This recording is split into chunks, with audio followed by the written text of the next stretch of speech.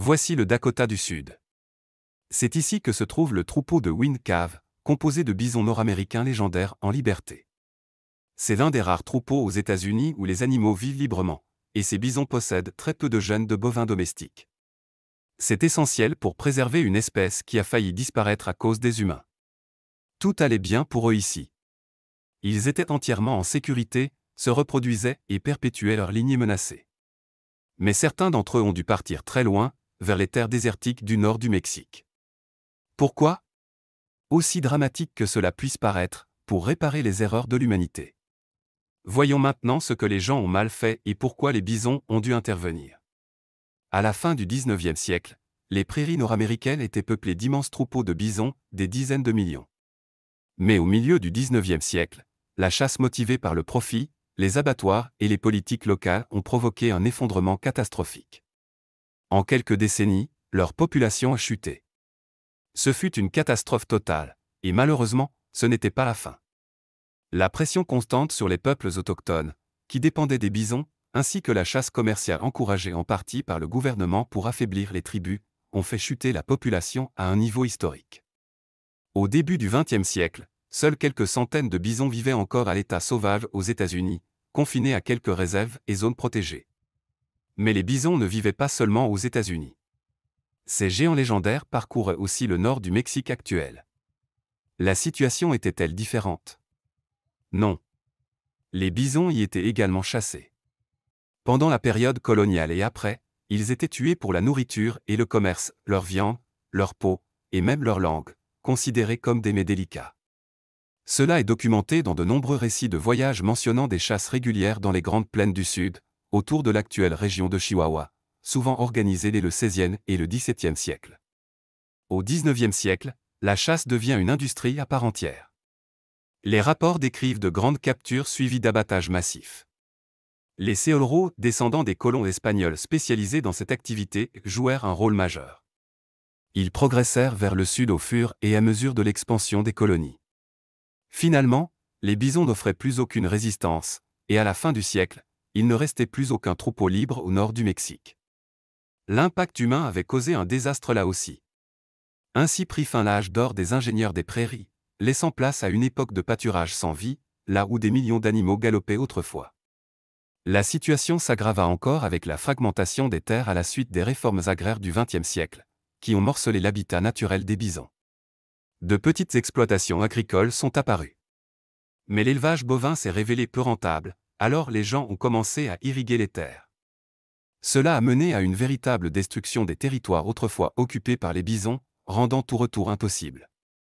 À un moment donné, les Mexicains des États du Nord ont remarqué qu'en l'absence de bisons, le paysage local changeait.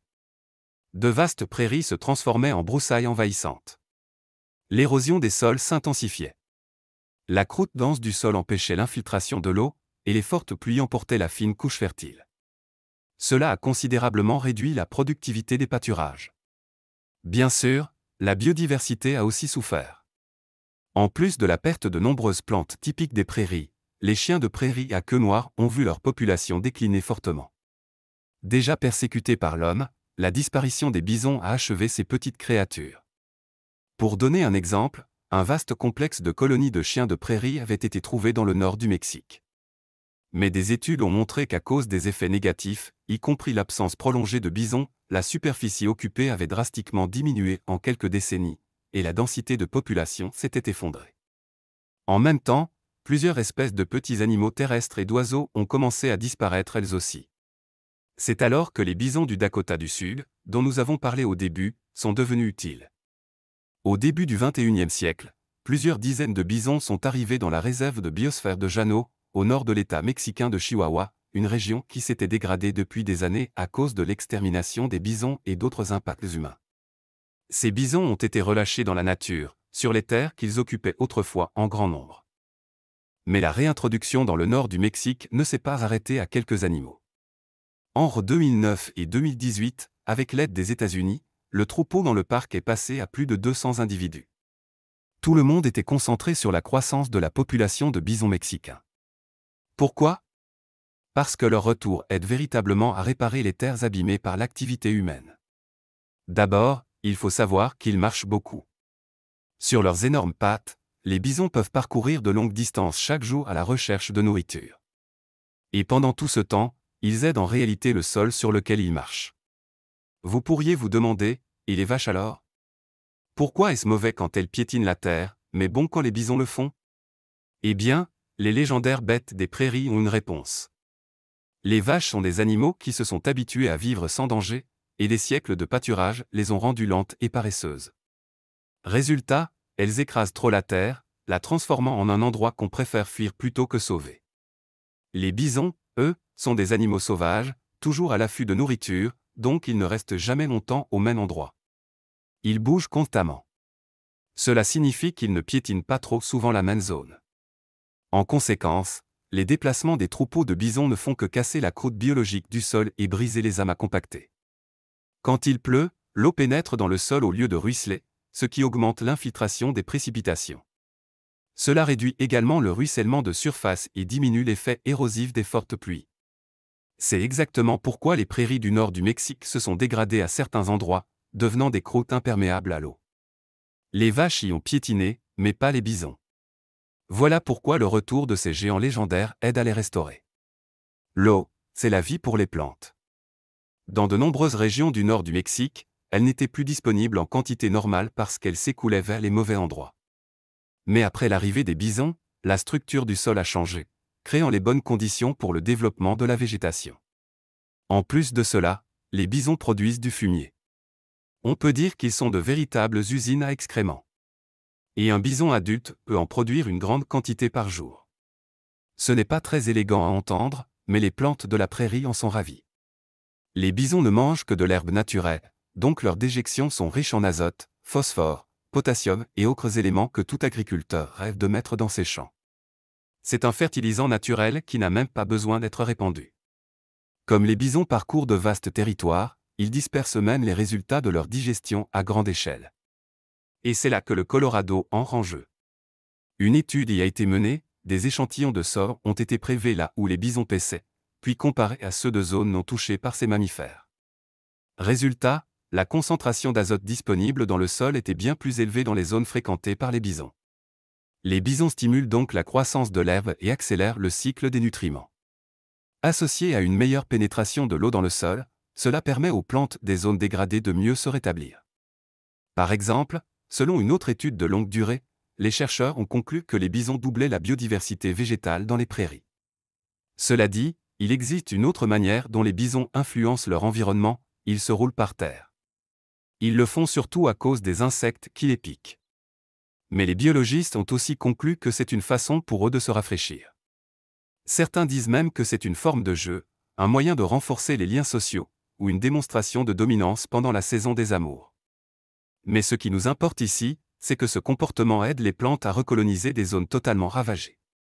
Voyez-vous, pendant que le bison parcourt les prairies, il ramasse sur sa peau et son pelage toutes sortes de graines. Ensuite, il arrive sur une terre dégradée et commence à se rouler. Ce faisant, il nettoie le sol des mauvaises herbes et des plantes envahissantes, même là où le sol est peu fertile. En même temps, il y dépose les graines qu'il a transportées. Pour ces graines, l'endroit où le bison s'est roulé est idéal, il n'y a pas de concurrence. En plus, les dépressions laissées par le bison peuvent retenir l'eau, même dans les sols les plus dégradés, fournissant ainsi aux plantes la ressource clé dont elles ont besoin pour pousser. Et en prime, le bison peut laisser un peu d'engrais sur place, offrant aux plantes les nutriments nécessaires. En bref, les bisons en connaissent un rayon sur la revitalisation des paysages et l'extension de la couverture végétale. Et cela ne s'arrête pas là, les petites cuvettes d'eau et les plantes créent de véritables mini-zones humides. Elles sont très appréciées par toutes sortes de créatures, comme les insectes ou les amphibiens qui s'en nourrissent. Puis d'autres animaux peuvent venir ou voler jusqu'à ces lieux. En gros, le bison vit sa vie, et tout autour de lui change. Il est également important de noter que les arbustes envahissants, qui transforment les prairies en quelque chose d'autre, sont détruits par les bisons, non seulement parce qu'ils se roulent dedans, mais aussi parce qu'ils les mangent. C'est idéal pour restaurer les prairies dégradées à leur état d'origine, avant la disparition des bisons. En résumé, le bison est une créature capable de restaurer même un paysage gravement détérioré, comme celui de la réserve naturelle de Llano, au nord du Mexique. Et les Mexicains l'ont bien compris, c'est pourquoi ils ne s'arrêtent pas, même après l'augmentation de la population de bisons. Les efforts de réintroduction se poursuivent pleinement. Parallèlement, le Mexique compte aussi sur les bisons pour aider au retour d'autres espèces clés des prairies, comme les chiens de prairie. Oui, ces petits rongeurs dont nous avons parlé plus tôt. Les bisons maintiennent les prairies en mosaïque, ils broutent dans certaines zones, où la végétation devient courte, tandis que d'autres zones, qu'ils n'ont pas encore atteintes, conservent une herbe haute.